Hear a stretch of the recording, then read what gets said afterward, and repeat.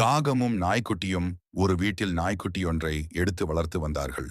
அந்த நாய்க்குட்டி காகத்துடன் நட்பாக இருந்தது. ஒரு நாள் காகம் மிகவும் கவலையுடன் அமர்ந்திருந்தது. இதைக் கண்ட நாய்க்குட்டி காகத்திடம் சென்று, "என்ன காக்கையாரே, ஏன் ஒன்றும் பேசாமல் வருத்தமாக இருக்கிறீர்?"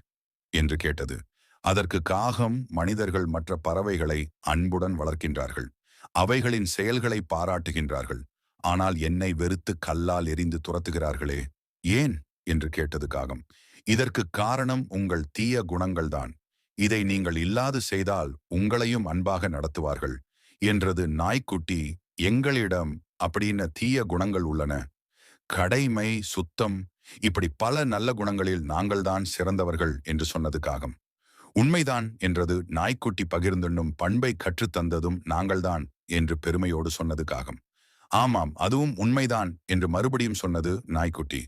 "இப்படி நல்ல குணங்கள் எம்மிடம் இருந்தும் மற்ற பறவைகளுக்கு இல்லையே, ஏன்? உள்ள மதிப்பு எங்களுக்கு குயில் கூவும் போது அதன் இனிமையை இரசிக்கிறார்கள். மயிலாடும் போது அதை இரசித்து பாராட்டுகிறார்கள். கிளியை வீட்டில் வளர்த்து பேச கற்றுக் கொடுக்கிறார்கள். ஆனால் எவ்வளவோ நல்ல குணங்கள் இருந்தும் எம்மினத்தை கண்டாலே துரத்துகிறார்களே, ஏன்?" என்று மீண்டும் கேட்டது காகம். "ஏன் என்று நான் சொல்லுகிறேன். உங்களிடம் எவ்வளவு நல்ல குணங்கள் இருந்தாலும் உங்களிடம் இருக்கும் சில தீய குணங்களால் தான் மனிதர்கள் உங்களை வெறுக்கிறார்கள்" என்று கூறியது நாய்க்குட்டி. "அப்படி என்ன தீய குணங்கள்?" என்று கேட்டது காகம்.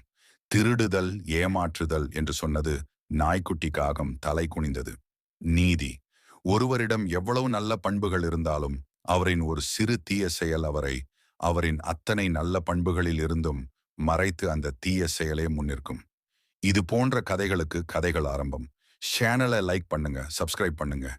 கீழே இருக்கிற பெல் பட்டனை மறக்காம கிளிக் பண்ணுங்க.